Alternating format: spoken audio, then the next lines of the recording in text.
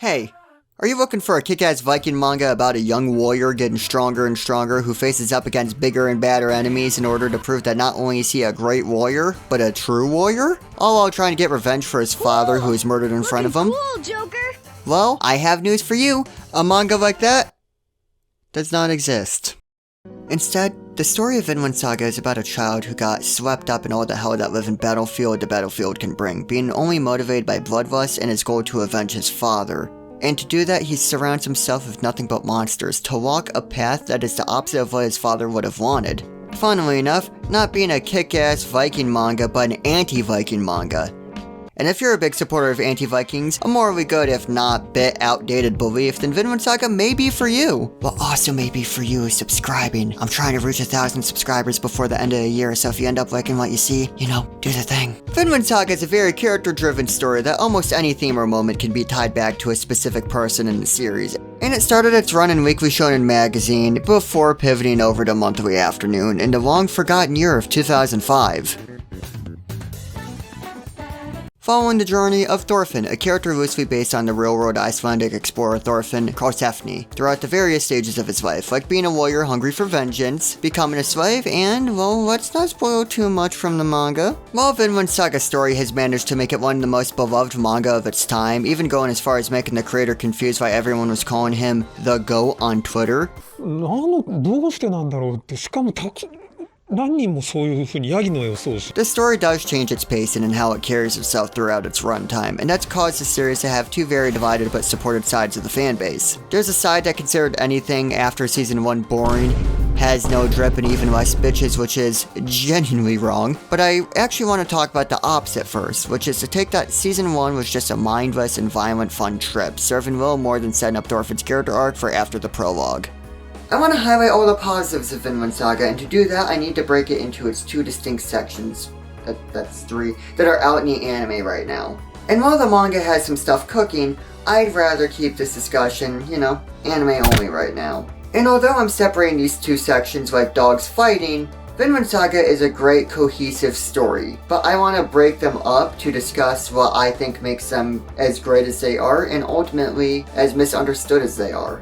The first season of Vinland Saga came out in 2019, animated by Studio Lit, which is the same studio that did Attack on Titan. And while it got incredible reception and a decent amount of buzz, a lot of it was on the grounds that not enough people were talking about it. Probably because it was originally exclusive to where good shows go to die. We followed Thorfinn throughout the bulk of his life, seeing him go from kid to moody teenager, listening to rock music and committing homicide, and not going home after curfew, which was supposed to be 7 p.m., but he decided to stay out an extra 10 years. He's a very rude and blunt person who rarely thinks before he speaks, and he has an extremely simple view of the world. His only goal and purpose for being alive is to kill Askeladd, murder Andy, who's secretly the main character of season 1 for being the catalyst for the majority of plot progressing moments, and is the leader of the mercenary group that was paid to kill Thorfinn's father, Thors, who happened to be like the best warrior, no, the ultimate warrior, who left the murder community because despite how absolutely brutal the first arc is, there's always the theme that a peaceful life is better than pointless fighting. But that's season 2 talk, let's shelve that for now and go back to murder Andy. Obviously, he isn't the main character, that was just a little silly goof, but after the halfway point of season 1, he may as well be. He's cunning and carries ambitions not just away from his merry murderous men, but away from the viewer, which leads to some sudden calls that Askeladd makes that feel like they come from nowhere, but in all actuality, it's more akin to watching a game of chess but only ever seeing one piece on the board. He's also a very morally ambiguous character, and I say that knowing that I said he leads a band of merry murderous men. Throughout the runtime, it's so hard to tell how he feels about his actions and his opinion of Thorfinn. There are these little moments of reflection, and it looks like he's shown remorse for any action or shown Thorfinn some fatherly consideration, but then he also does this. This entire season is exceptional, not just for the quality of writing, but also how Vinland Saga uses its setting to its advantage, taking real-world history and adding new elements and people to it. We find ourselves in the 11th century, specifically when England was conquered by the Danish king, which actually plays a part in the plotline for the second half of season 1, taking full advantage of using history for the perfect world and story building tool for this realistic manga. I mean, it's mostly realistic. I swear this connects back, and I'm not saying any of this is bad, just something to note, so let me cook. Vinland Saga is really grounded, and it rarely pulls moves that have good old anime nonsense. If you want to argue about Thorfinn's prominence on the battlefield when he was a child, that's whatever. Coming home, you're literally dog. Look at you, literally free, so free. You gotta play with TV sound, you're literally ass. But there are some moments that I like to call Vinland sillies, which are just disconnected from reality. These include, but aren't limited to, a mushroom that makes you a berserk barbarian,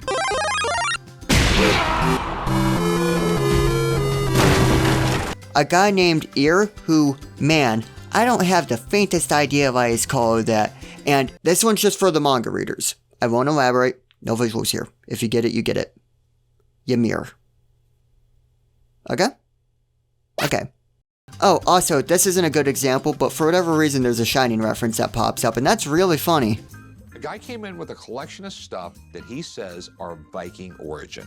I'm really hoping they're legit. This trip to Vinland Sillies was relevant to the characters because of the existence of a character that personifies them in the best way possible, that being the one and only Thorkel. A monster of a man who can just casually use trees as weapons, loves fighting, and has a magnetic on-screen presence. I said Vinland Saga isn't just shallow fun, but he is the shallow fun side in the shape of a 7'7" monster. Seeing the joy that Thorkel brings to these encounters really makes you understand how violence to the Vikings can be fun when this hell of a thing is on the field. But I'm willing to bet that's different based on if you're standing with this titan or against it, cause hell, what do you even do at the business end of a tree? If you lived in a world that valued strength and fighting above all else, that also had people the size of houses that could throw you like a wet paper towel, what would you do? I'm going to break down every mistake made and what you should do to survive a fight against Thorkel the Tall from Vinland Saga. You can't. But what do you think? How would you beat Thorkel the Tall from Vinland Saga? Let me know with a comment down below and give me a kiss on the cheek. The combat in Vinland Saga is easily enjoyable because core characters are just forces of nature, plowing through enemies like they're a hot knife cutting through also hot butter. However, occasionally, in the midst of all that hot butter, is another hot knife, so two forces of nature clash against each other. The hot butter bit stopped working very fast, but I committed. It's not uncommon to see a notable character kill a hefty amount of enemies in a single blow or in a single combo, making the win condition of a fight just one really good attack. So on the rare occasion where we see two equally competent people fight, it's a contest of specialties, skill and intelligence to get that one deciding blow. There is very rarely chip damage in Vinland Saga where characters slowly get beaten down. Attacks either miss, graze, or they just finish the fight. But what if I told you that not every character in Vinland Saga is a traditional fighter? One of the most crucial pieces of the Vinland Saga pie would probably be Canute. He is the antithesis of everything Vinland Saga has been up to this point, and is actually consistently the antithesis of Thorfinn. Man, that's such a hard word to say. Why did I write that twice? He's introduced to us as a shy coward who detests violence, being so hesitant, so timid, that when he speaks out loud, it's considered a notable moment among the cast.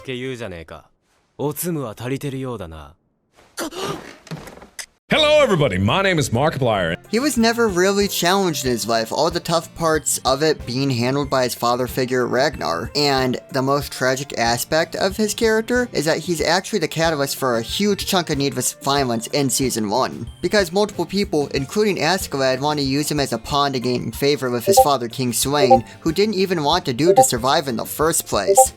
Though, if you thought Canute being a nerd didn't sound like a good time, you're in luck because he doesn't stay a somber character for long. He does a complete 180, breaking out that mold and becoming an entirely different character in a scene that I love to pieces. Without spoiling the surrounding plot, all you need to know is that everything that could go wrong for the Merry Murderous Men did go wrong, and Canute's processing everything that has happened when he talks to an alcoholic priest about what love truly is. While this is going on, there's an intense set piece of the crazed barbarian on the silly mushroom. That's really badass. But Vinland Saga knows that you've been shown this pointless violence so many times that the camera doesn't even really keep up with it, just occasionally peeking into our view of Canute's awakening. Vinland Saga wants to show you a character that uses a different kind of power and strength for an actual purpose. Wanting to change the lands into a place that doesn't glorify brutality over humanity. Oh, but do you hear that?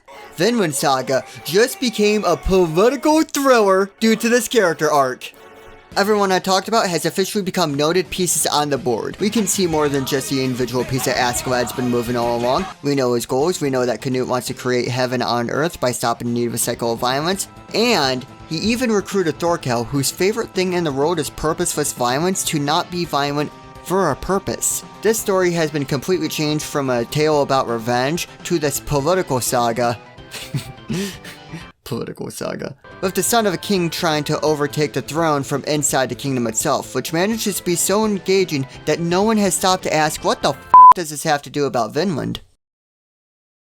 There are back and forth mind games where Canute and the king both know they want the other dead, but this has grown beyond a battlefield, almost becoming a Death Note-esque battle of the minds that is determined by information and public favor. But I haven't mentioned Thorfinn in a while. Well, he's still doing his thing, wanting revenge and stuff. Sometimes he interrupts the story to try that, but he has hardly changed from his primary first appearance. Okay, now, let me pull back the curtain a bit. I originally wanted to do a meme where I treat Thorfinn like a flat character until the section about Season 2 so I could do one of those "he had depth all along" memes, but the more I thought about it, the more that just didn't seem right. Thorfinn does a lot of looking inwards throughout the Viking arc. There are times where he thinks back or dreams of his father and what he said shortly before his death. This clashes with Thorfinn's mindset and motivation, and in order to feel like he didn't spend the last 10 years for nothing, you don't have enemies. The truth is that nobody has them.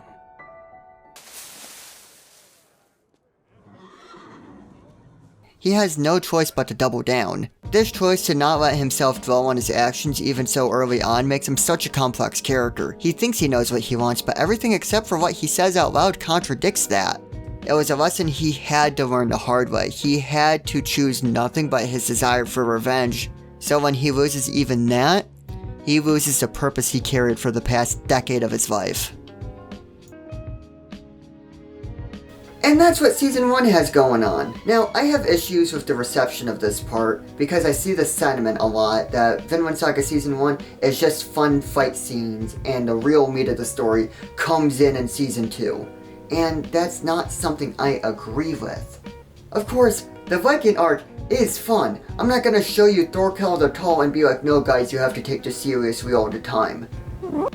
But Season 1 is why Canute and Thorfinn's character arcs are so effective. Because with Thorfinn, we don't know him as a character that made mistakes in the past. We were with him as he was making those mistakes. And the quality of the throne battle section cannot be understated either. But now, I want to break down Season 2, what I think makes it great, and what I think makes it ultimately misunderstood, which is something that's actually never been done before on YouTube. Cut off the camera. Season 2 started in 2023, swapping studios from Lit to Mappa, which is the same studio that did Attack on Titan, and this is where the anime truly hit its stride in both popularity and how contentious it can be among anime viewers. One camp of people really missed how action-packed and actively intense the show used to be, while the other camp enjoyed the direction turn, feeling the natural progression of the character of Thorfinn. While I agree with the latter, I do see a bit of the former's case because of how drastic the change was. Doesn't mean I understand why people would watch every episode just to complain about it not being Season 1, but that's neither here nor there. Season 1, the Viking arc, Murder Moments Part 3, whatever you want to call it, was a very high-octane and frequently intense arc as it took place from battlefield to battlefield with high stakes and superhuman warriors. To contrast that, in Season 2, we're on a farm with Thorfinn as he is a broken man being tossed into slavery after the events of Season 1 as he legitimately has nothing to live for now. While he's still our main character, I would argue more in Season 2 than Season 1, we actually spend a lot of time in the perspective of new character Einar, who's our first main cast member to experience the negative side of Vikings as a victim of the raids, and our first main character who doesn't suck. He's our lens to see how truly broken Thorfinn is, and is a great comparison in how a warrior grows up versus an everyman. Thorfinn knowing next to nothing outside of combat because he essentially just traded his life and social skills for combat ability growing up because that's all he really had to focus on. There are actually a lot of parallels between Thorfinn and Thors, and I think my favorite one comes from the few times we saw him as an active character. He was struggling to do metal work, making what was probably very simple mistakes. Much like Thorfinn's making, trying to figure out how to be a worker. Einar, though, is perfect for the role of teaching Thorfinn. And when he first learns of Thorfinn's past, he actually wants to kill him because not too long ago it could have been Thorfinn that would have raided his village, but he speedruns his personal season 1. With Thorfinn being emotionally broken, he very naturally doesn't bring a lot of energy to the table. Einar makes up for this in spades, getting emotional about the good, the bad, the scary. He's also a big driving factor working towards the goal of the season. If they plant enough to pay back their cost, they're free, so they aren't stuck in slavery. Oh, but just so you know, that's a great deal, and it's wild to have to say about someone who has slaves, but we don't like this guy. He kinda sucks. That aside, that just gives us something to keep an eye out for, like Thorfinn's revenge in the last season. But like the previous arc, season 2 is a lot more about the journey along the way and less about the goal itself. This is where Thorfinn has to recognize what his life has been up until this point. He does come to terms with what he's done, truly seeing a world outside of intense stabby. And it makes us as viewers reflect on what the world is truly like, giving us a window to see a more peaceful version of the world which removes us from the warrior's point of view, and that is a reason why a lot of people don't like this direction. Personally, I think if episode 9 doesn't sell you on a more peaceful Thorfinn, I don't think anything will. We see into Thorfinn's dream after he's been knocked unconscious, and the juxtaposition with Thorfinn imagining a peaceful life sets an immaculate tone. It's peaceful here. But even the peaceful dream can't be maintained as Thorfinn's guilt weighs down on him, realizing how easily he could have killed the one person who was nice to him if they crossed paths at different points in time. And he's truly understanding what his father meant when he said he has no enemies. When I said he was dragged down by his guilt, I meant that as literally as a dream can be. He is dragged down to the level of his former fellow warriors. Even seeing Askeladd, who is now a place of wisdom for Thorfinn, who makes him reflect on his actions, because I mean, Askeladd very gladly used him for whatever warrior-based purposes he needed, but he did try to push him away from the battlefield a few times. And in a way with the sequence, Askeladd was successful. The realization he got from here, knowing how much he killed, is what makes him wake up and choose a path of peace. Once Thorfinn opens his eyes, we're no longer in the perspective of a warrior. Unrelated to the point, but I also like that Einar was fighting multiple people at once and was still like, we won! What a guy. Episode 9 of Season 2 is probably my favorite episode of the entire show, but my favorite comparison and new theme comes a lot earlier between the scuffle of Einar and Omar, the farm owner's son, who has a common misunderstanding of the value of war, and is kinda just a twerp. He gets his own arc though. But in this scene, we focus on a fight between two people who've never really fought for their lives before, just flying around, but funnily enough getting all the attention and art direction that an intense battle between masters would get before. Compare that to a scene with the berserker mushroom guy just being background footage. This trip away from Battlefield really contextualizes the severity of the events in the Viking arc, really putting in perspective how absurd Thorfinn's life was. There are a lot of complaints about an arc this slow following a combat-heavy first act, but these two arcs complement each other very well. I know the entire first section of this video is dedicated to how the Viking arc can stand on its own for its quality, but it does get a lot of value added to it from Season 2, and it gives just as much back to Season 2. Like the impact of Thorfinn smiling for the first time, being offered a kind meal in a scene that actually mirrors one with Canute and his father figure. It's just so heartwarming, and it shows that there's a lot more to our main character than just his ability to kill and scowl. Speaking of Canute, I wonder how he's doing. This is what going to war against me will look like. The past. I remember just how much I hated you. I wished for your death. The plan hasn't changed. We now have an excuse to punish them. Oh! Well, we do have some more friendly faces besides just Einar, my personal favorite Snake, who also fled some kind of battlefield just like Thorfinn. He shows his own brand of kindness and also shares some kind of father-son dynamic with the old farm master, which fatherhood is a very prevalent theme in Vinland Saga, either by blood or by bond. It finds its way into every arc. We get a lot of time in this peaceful age, but much like anywhere else in Vinland Saga, war finds a way to the farm, taking away the peaceful time just when we got comfortable with it. Oh hey, it's Canute! In the same way the first arc is multifaceted, so is the second. We have our slice of life, but this is a Viking show. You can leave Minnesota, but it finds its way back to you. Describing combat encounters of Omar's brother Thorgel as a fight feels like describing a car crash as a short road trip. It is brutal and borderline disgusting, and worst of all, super cool.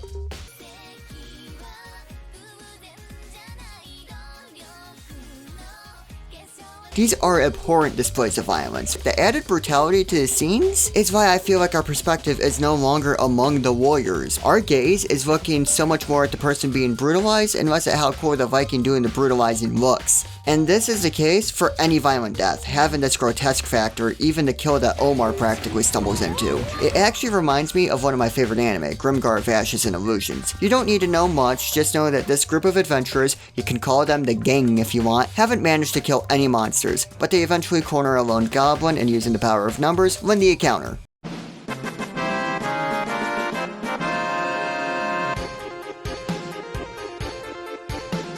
But there's one thing a character in passing notes, and that's reacting to striking a bone. It made the fight feel so much more real than just a video game encounter, and that realness stuck with me, and Omar here has the same reaction to taking a life that I saw in Grimgar.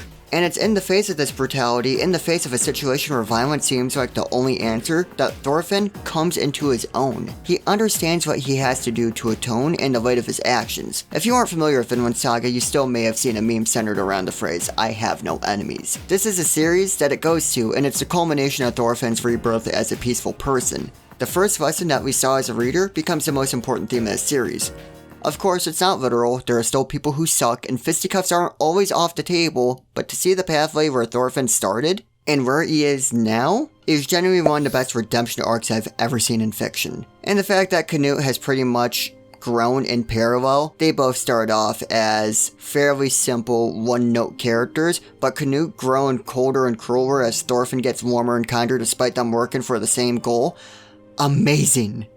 Vinland Saga is an incredible series that often gets misinterpreted in different ways, but most agree that Makoto Yukimura is an absolute genius in terms of character writing and plot progression. If you avoided the initial stages of hype because it didn't seem like your kind of vibe, I recommend taking the plunge anyway. You will come out on the other side of a story that shows growth, deconstruction, and reconstruction, and why Minnesota was never truly good to begin with.